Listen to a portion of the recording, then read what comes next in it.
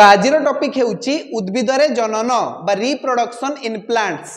उद्भिद किपरि जनन करे बा उद्भिद किपरि वंश विस्तार करे। देखो उद्भिद दुईटा उपाय वंश विस्तार करि परिबो, अलिंगी जनन एवं लिंगीय जनन।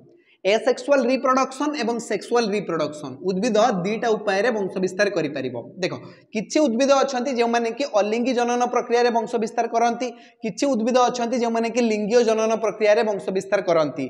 आ एमती भी किछि उद्भिद अछंती जे माने कि उभय अलिंगी एवं लिंगीय जनन प्रक्रिया रे वंश विस्तार करंती। बुझियला।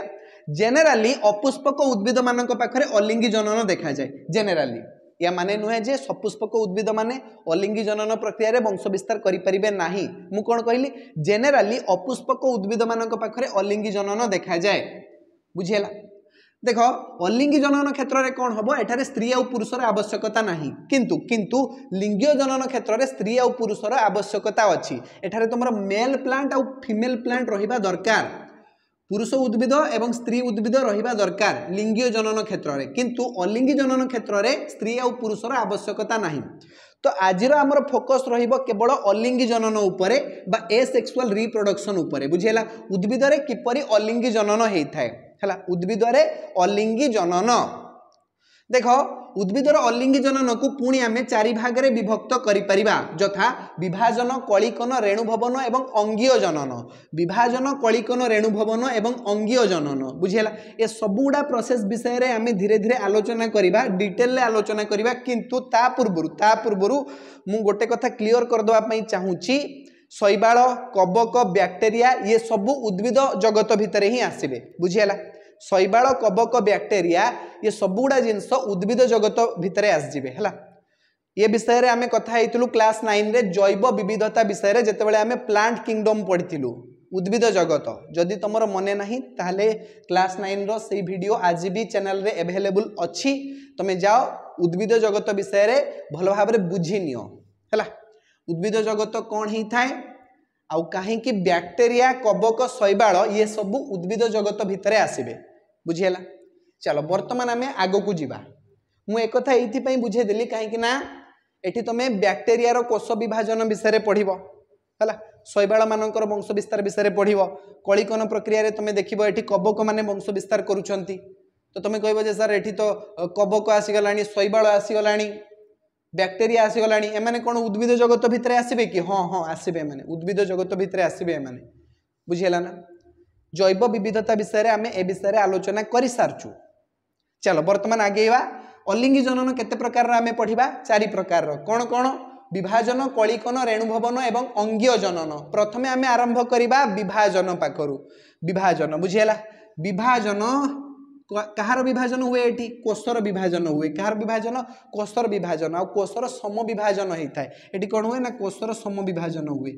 कोषर सम विभाजन हुए। कहार कोषर सम विभाजन हेइ थाए।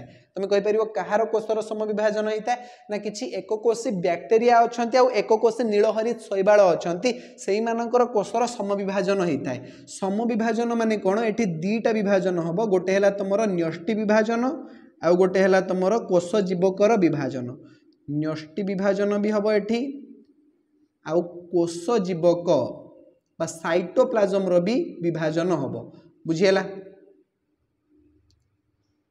तो ये ही गला कोषर सम विभाजन हला। तो एठी कोन हुए ना गोटे मातृकोष विभाजित हेइ कि दुईटा अलगा अलगा अपत्य कोष हमकु मिले। बुझियला।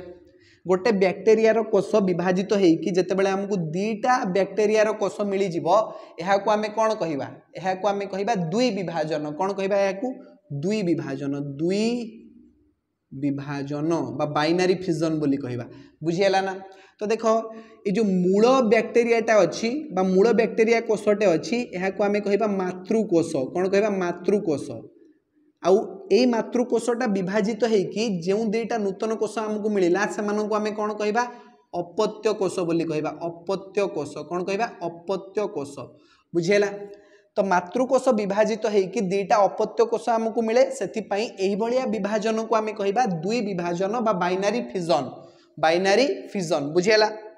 चलो तो किछि बैक्टेरिया आउ नीलहरित शैवाल मानक पाखरे एही भलिया विभाजन देखा जाए। तो मु एठी लिखि दउची बैक्टेरिया एवं एककोशी नीलहरित शैवाल एककोशी शैवाल एककोशी शैवाल बुझीगला विभाजन समस्ते बुझीपार कहार किसी असुविधा नहीं।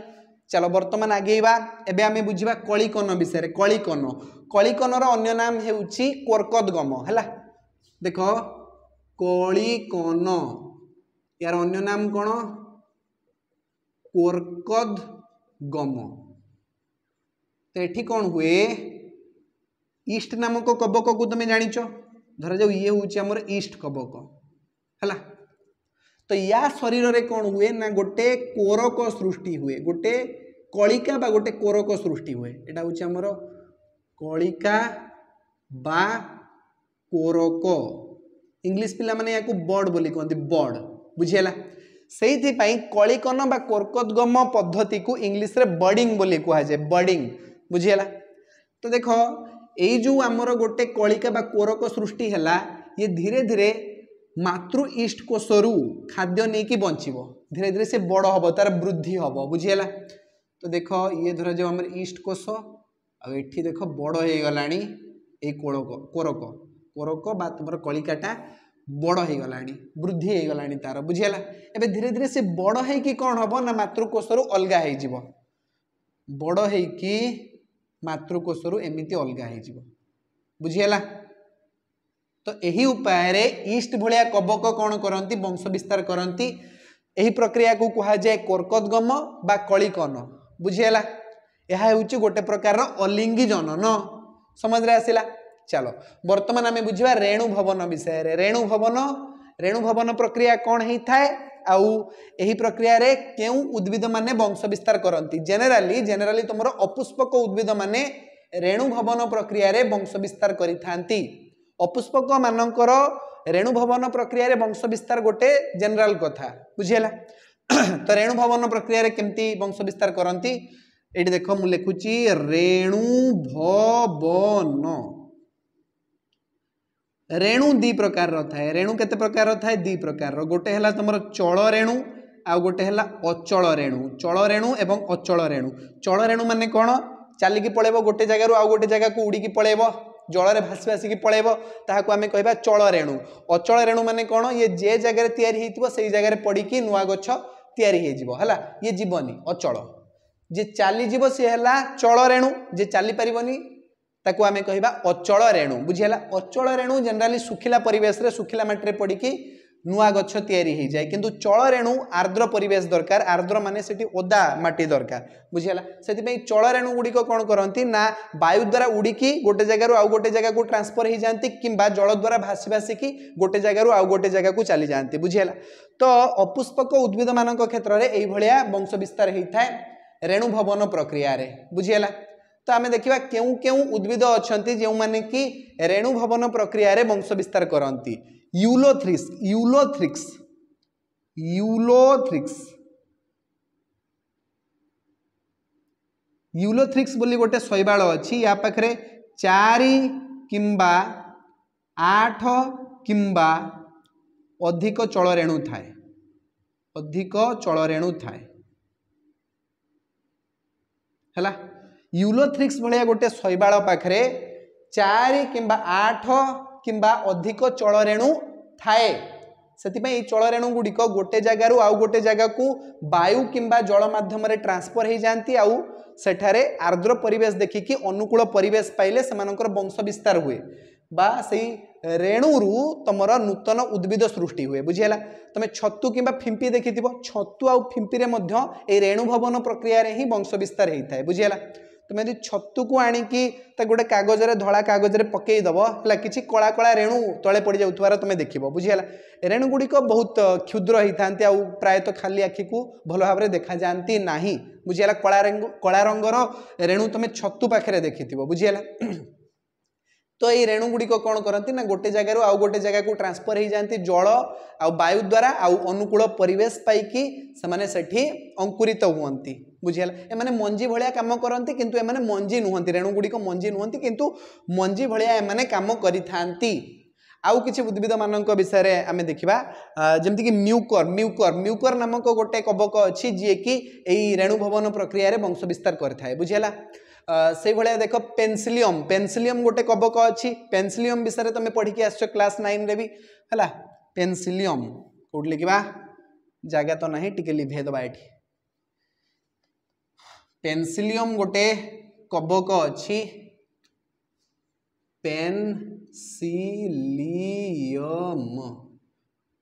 ये अचल रेणु द्वारा वंश विस्तार करे पेन्सिलियम अचल रेणु द्वारा वंश विस्तार करिथाय बुझियला आउ गोटे कबक अछि जहार नाम हेउची पाइथियम पाइथियम से ता इच्छा अनुଯାयी से चल रेणु द्वारा भी वंश विस्तार करि परिबो अचल रेणु द्वारा भी वंश विस्तार करि परिबो हला पाइथियम पाइथियम पाइथियम ये कोन करे ना उभय चल रेणु एवं अचल रेणु द्वारा वंश विस्तार करि थाए बुझियला चलो ठीक अच्छी अचल रेणु गुड़िक जनराली तुम सुखिला परिवेश रे ही अंकुरित हो जिवो किंतु चल रेणु गुड़िक से गुड़िक अंकुरित होगापी आर्द्र परिवेश आवश्यकता अच्छी समझ रे आसिला चलो रेणु भवन तो आम बुझीगलु बर्तमान आम जा अंगीय जनन पाखक है अंगीय जनन माने कौन होता है अंगरु जनन हो गला माने उद्भिदर कांड हो किंबा तार डाल हो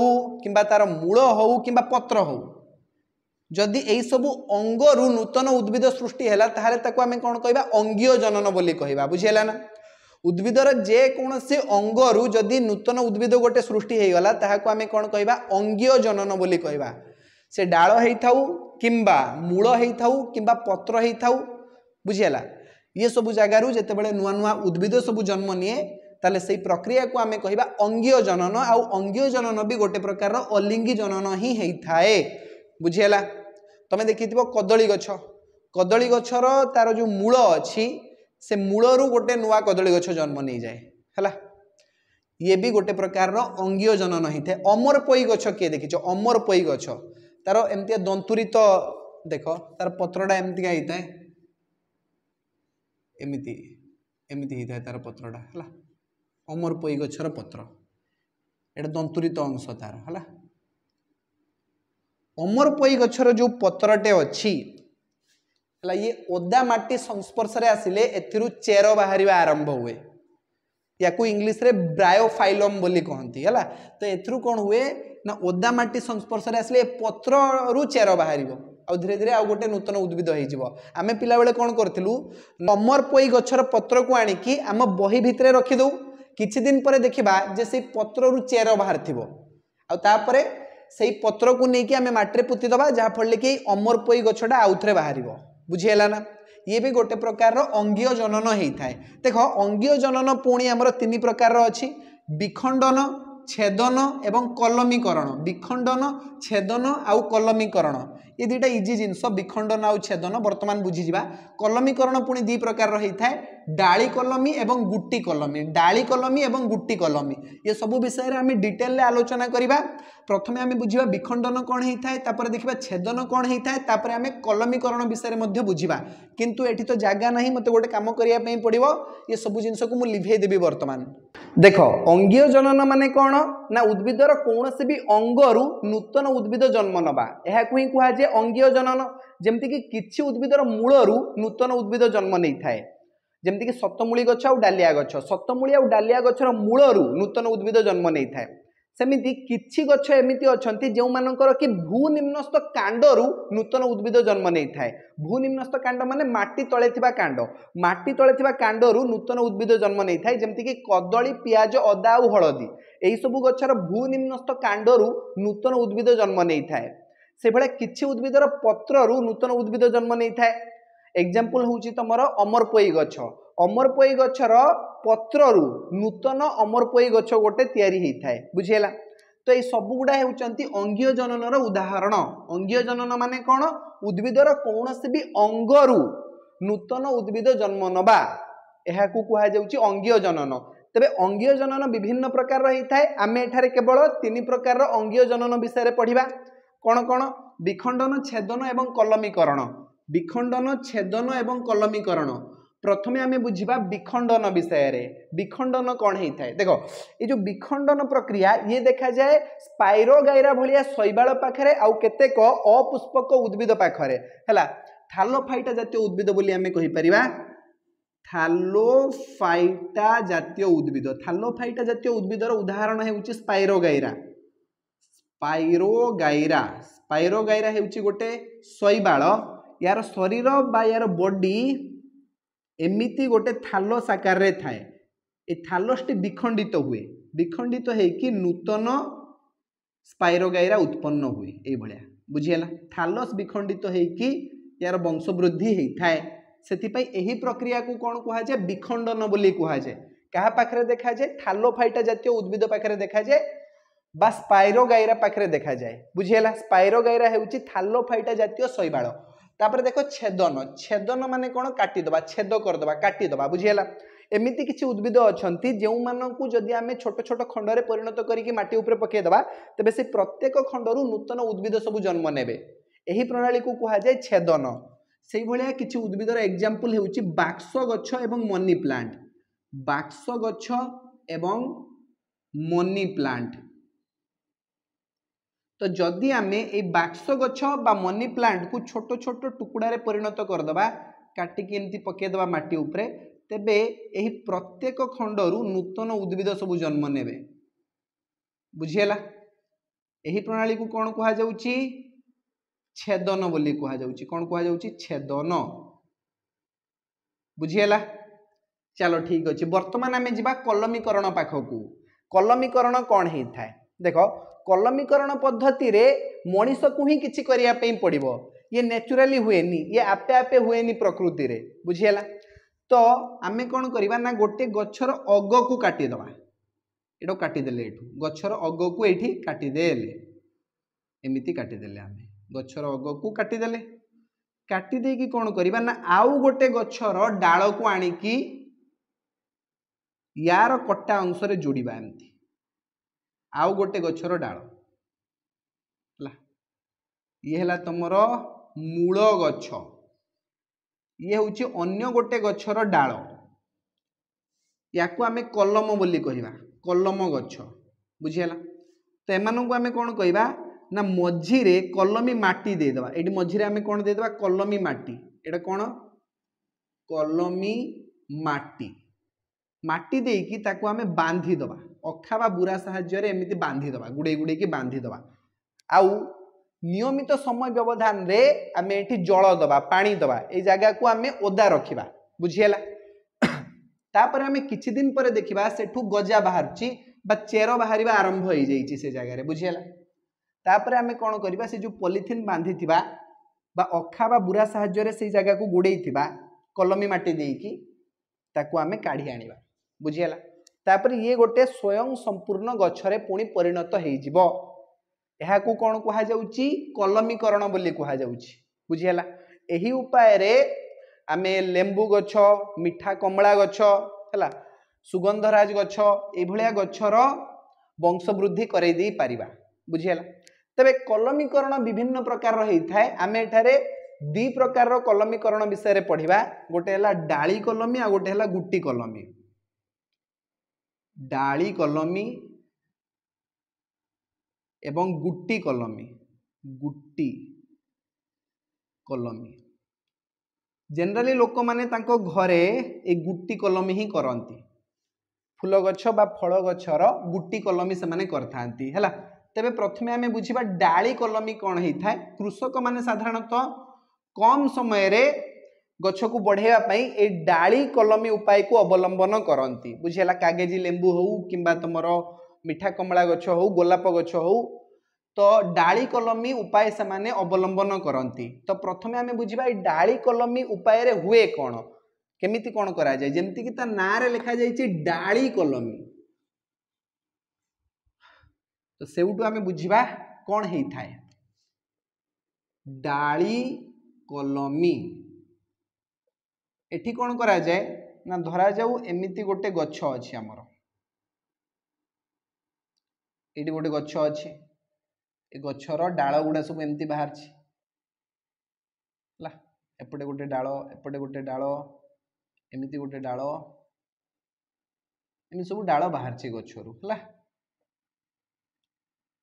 तेबे आमे कौन करवा ना यही गचर डाल भितर गोटे डाल को बाछि नवा जो यही जगार गोटे डाल बाहर से डाल को टाणी आनिबा जोर करके टाणी आनिबा टाणी माटी पोती दबा है ये अच्छे आम माटी माटी भितर पोती दबा ताको आनिकी आ तार किछि अंश एमती बाहर को रखिबा ता मझी अंश को आमे माटी पोती दबा बुझियाला जे अंश को आमे माटी पोतीबा सेही अंश रु पूर्वरु हमको किछि त्वचा को छड़े दबा पई पड़िबो त्वचा माने तार जो आवरणटा अछि चमड़ाटा जो अच्छी गचर ताको हमको सेठी सफा कर देबा पई पड़िबो छुरी सहायरे कि ब्लेड सहायरे सेही अंश को आमे काटी दबा काटी देकी ताको एमती माटी भितर पुरे दबा पुरे देकी देखो ये आमर गचर अन्य अंश सब एपटे अच्छी बुझीगला तापरे नियमित समय व्यवधान रे एई जगह आमे कोन दबा पानी दउतबा जल दउतबा बुझीगला तापरे धीरे धीरे कौन हम ना एई जगह रे चेर बाहर आरंभ हम चेर उत्पन्न होगा आरंभ हम तापरे कौन करबा ना मूल गचर ताको विच्छिन्न करदबा काटिदबा एटा काटिदबा ये तार सीधा होगी पड़े जाऊ है ये वर्तमान आमर गोटे नुआ गछ उत्पन्न हो गला यही उपाय रे बहुत कम समय मध्य आमे गोटे नूतन गछ उत्पन्न करिपरिबा आ कलमीकरण उपाय रे कौन हुए तुम जानिछ मंजी द्वारा जो गछ उत्पन्न हुए से पीढ़ी पर पीढ़ी तार गुण रे परिवर्तन आसे किंतु कलमीकरण उपाय रे जो गछ उत्पन्न हुए तार मूल गछ सहित जीनीय सामंजस्य रहिबो बुझिएला माने मूल गछर गुण जहाँ थिबो ए कलमीकरण उपाय रे तयारी हेतिबा वृक्षर गुण भी सेया रहिबो हला तार गुण अपरिवर्तित रहिबो तार गुण चेंज होबनी बुझिएला चलो ठीक अच्छे वर्तमान ये तो गला डाली कलमी परे आमे पढ़िबा गुट्टी कलमी विषय रे गुट्टी कलमी एठी आमे कोन करिबा धरा जाऊ ये होची हमर गोटे गछर एठू गोटे डाल बाहरची एठी गोटे डाल बाहरची एमती हला तो आमे कोन करिबा एई जो डाल रे किछि अंश को प्रथमे काटी दबा तार ऊपर अंश को तार छाल को तार त्वचा को आमे कोन करिबा काटी दबा ताको छड़े दबा से जगह रे बुझियला छड़े दे के आमे कोन करिबा ए जगह रे गोबर पटुमाटी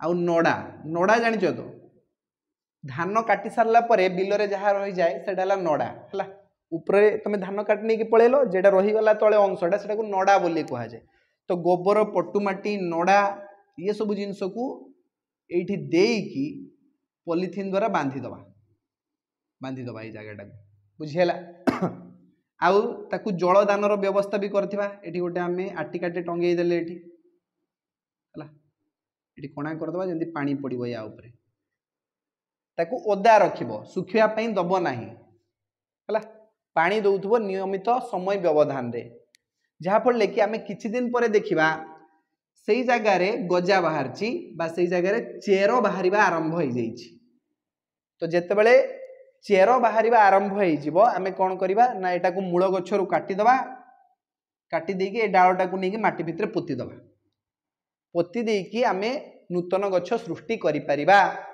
बुझियला तो ये होची हमर गुट्टी कलमी आ ये थिला हमर डाली कलमी रे कोन करा जिवो ना गुट्टे गछर डाळ को पूरा टाणी आनी जबरदस्ती माटी भितर पुरे दबा आ जे अंशटा को माटी भितर पुरेइबो तार त्वचा को टिके बाहर कर दबो हला त्वचा को बाहर कर देकी तापर ताको माटी भितर पुरे दबो किछि दिन पर सेटु चेरो बाहरिबो तापर ताको मूल गछरु विच्छिन्न कर दबो ये ही गला तमरो डाली कलमी डाळर कलमीकरण होची तो डाली कलमी गुट्टी कलमी रे कोन हबो ना गोटे गछर डाळटा तारी देहरे लागिथिबो ता अधारु आमे कोन करबा ना त्वचा छडे दबा से जे जगह त्वचाटा को छड़े दबा सेठी गोबर पटुमाटी नड़ा वगैरह देकी ताको बांधी दबा भलो भाव रे बुझियला आ ताको जल दबार भी व्यवस्था करथिबा पानी भी दबा तापर किछि दिन पर से जगह जेते बेले चेरो बाहरिबा आरंभ होई जिवो ताको मूल गछरु विच्छिन्न करिकी अलगा गोटे जगह रे लगेई दबा एबे से पुणी गोटे नूतन गछरे परिणत होई जिवो हला एही परि उपाय रे आमे विभिन्न प्रकार रो फूल गछ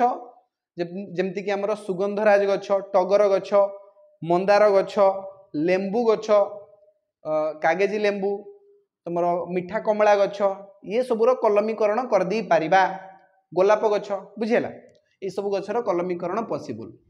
तो आम एठारे उद्भिदर अलिंगी जनन विषय आलोचना कर सारू। नेक्स्ट क्लास रे आम देखा किछि विशेष धरणर अलिंगी जनन विषय रे जेमति कि असमायित जनन टिश्यू पोषण ये सब विषय रे आम नेक्स्ट क्लास रे आलोचना करिबा। आजिर क्लास रे आम अलिंगी जनन विषय रे बहुत भल भाव बुझी सारू है। आजिर क्लास को आम यही जगह रखिबा। धन्यवाद।